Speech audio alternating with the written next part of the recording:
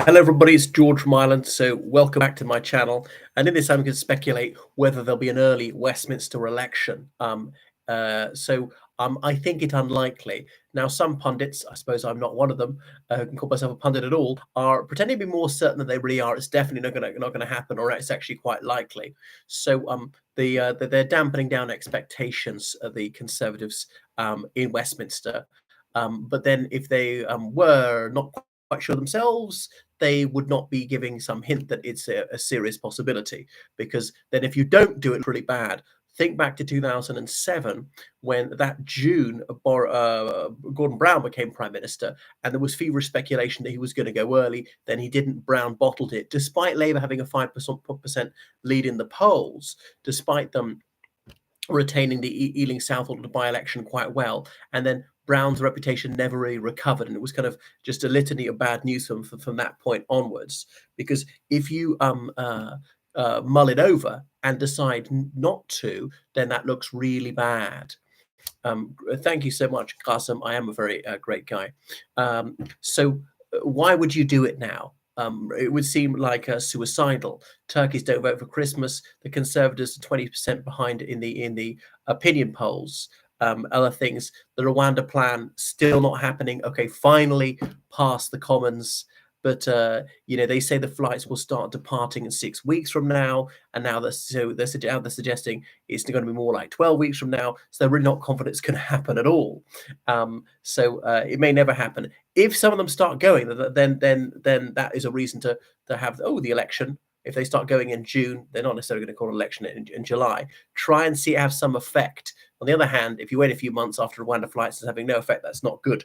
But it already is working for the Conservatives slightly, insofar as some illegal immigrants in the United Kingdom decided, well, we're worried about this whole Rwanda thing. We really don't want to be deported to the Rift Valley, and have crossed the border into the Republic of Ireland. Remember that open border because of the protocol. So in the Republic of Ireland, for us, I'm an Irish citizen too, it's a bit of a headache. A few thousand illegal immigrants claiming refugee status. Okay, we always had some, but more than we're used to coping with. And we're up to the eyeballs with Ukrainian refugees, who the Irish Republic is striving to accommodate as best we can. By being so moralistic and holier than thou, oh no, we can't have this, it's a breach of human rights, we've bought ourselves a problem. We're not the refugees are like evil people or whatever, but they have to be catered for. And are we going to let them work or not? So that's a success that can be pointed to.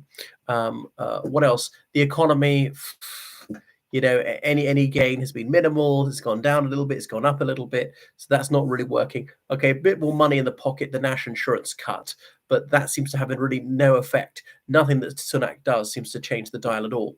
But things that could go right for the Conservatives are the SNP imploding. Humza Yousaf forced out, which doesn't necessarily mean an early Holyrood election. There could be another first minister, and obviously the worry for Labour is might be a lot more effectual than Humza Yousaf. Could scarcely be more ineffectual.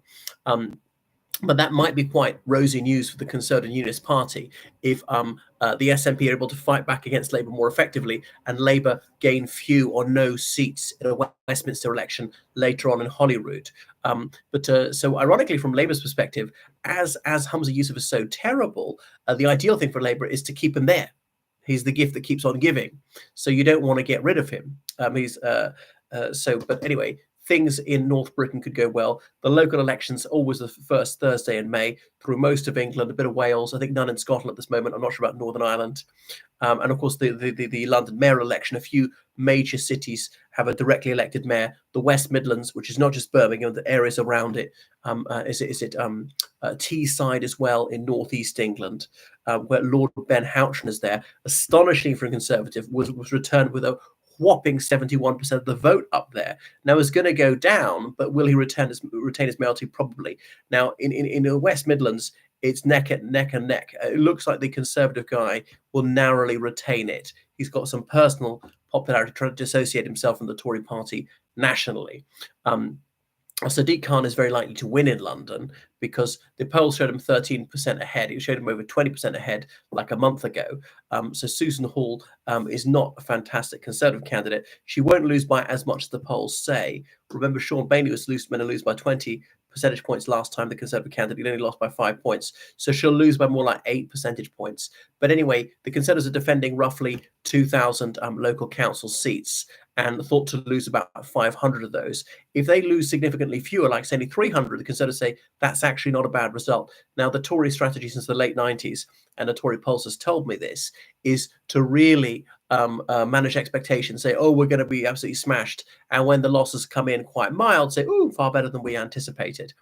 On the other hand, that 500-seat barometer, if the Conservatives do significantly worse, that like 700, well, there's just no way there's going to be an election anytime soon. So the situation is fairly bad all round for the Conservatives. Okay, as they say, we're going to raise defence spending to 2.5% by the year 2030, which Labour won't match. And the Tories said, we'll fund this by cutting the civil service. Civil service is already out on strike sometimes. It's going to go on strike even more. And I mean, much though I'm against bureaucracy and want to have a bonfire regulations and have far fewer functionaries and think, the desk jockeys really to tyrannize us. Okay, the civil servants aren't all bad. We do need a civil service. And I know it's been politicized and they are the shock troops of wokery. And as graduates who are mostly urban and obviously all under 67 because they're not retired, you would expect them to tilt heavily to the left, especially being public sector workers, which doesn't mean that they can't do their job in an unbiased manner and strive earnestly to do the best for the government of whichever complexion. But anyway, it's all very well to say you're going to cut out fat and not muscle, but inevitably you do cut a bit of muscle, and it's not a cost-free option, slashing the civil service. Did you go to university? Yes. What would you expect? To study history and then law and then linguistics. Right. So is any of the things got very good for the Tories that there will be an early election? I don't see it happening. The other thing is Sunak, a man of raging vanity, would want to be as Prime Minister as long as possible. He's only been there since what was the exact day? 25th of October 2022. So if he can stay beyond that, 25th of October this year, he would have been Prime Minister for over 2 years. And leave it to the last minute till January 2025, been there for 2.25 years. And that's not too much of a disgrace. On the other hand, people behind the scenes are saying he is weary, he is dispirited, he's only human. He's a bit like John Major. How can you ignore the press being lacerated every single day? His personal unpopularity is horrific. So yes, of course it would get to you. How could it not? So his hide can only be so thick. But just stringing on to the last possible minute, hoping that something will turn up like Micawber.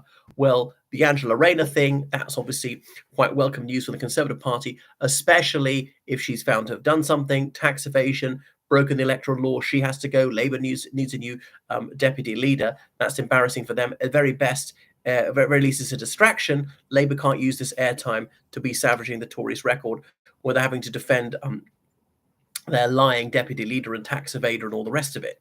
But that doesn't mean that people make the Conservatives are more popular. That doesn't sort of undo the NHS waiting lists or anything like that. So my hunch is it won't be early. Early, I would define as anything before November. Remember, it has to be held by January. November, December, or January, I wouldn't call that early if it's any time but just before January. Remember, Conservatives are usually better at turnout. Okay, the polls put Conservatives on, say, 25%, but they actually might get 28%, if that's what the polls say.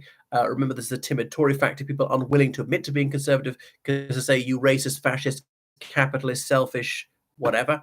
And the trouble is Labour's vote is soft when they're projecting Labour to get, say, 42% of the vote, but in reality get like 38% of the vote. People who are Labour inclined, especially younger people, have poorer turnout. Having to show some sort of ID is going to depress Labour's turnout as well. The Greens are doing very well. Now, you'd expect the main opposition party to be well ahead in the governing party at about this electoral stage in the electoral cycle, especially so far into a government, 14 years in office, but you'd expect the governing party to be recovering. And indeed, that probably will happen towards the end of this year, but almost certainly the Conservative Party is not going to catch Labour. Labour's going to win. It's a question of how much. Remember the glory days for Labour of Tony Blair, 70 seats in Scotland. Labour sometimes got 60 of them. I know there are only 59 seats now, but Labour starting from a very low base. So, getting 20 seats might be a realistic target this time, 30. It would be very ambitious, but they're almost definitely going to go up. So the Rwanda flights, if that take off, then that's something the Conservatives will crow about. There's very little to crow about. But even the Conservatives thinking, yeah, they're winning on defence, and they usually do. But as John Major lamented decades ago, there are no votes in defence. All right. So, because Labour aren't going to match that, because they had to say, we're going to raise tax in this or cut spending wherever. So remember where you heard it first. So I think it highly improbable there'll be election before November. The Tories will just hang on, hoping things will improve for them. Things can only get better from their point of view from such a low ebb, and hoping there'll be some huge scandal in Labour. Right. Thank you for watching my channel. Make sure you subscribe on Patreon and donate on PayPal. Toodaloo, everyone.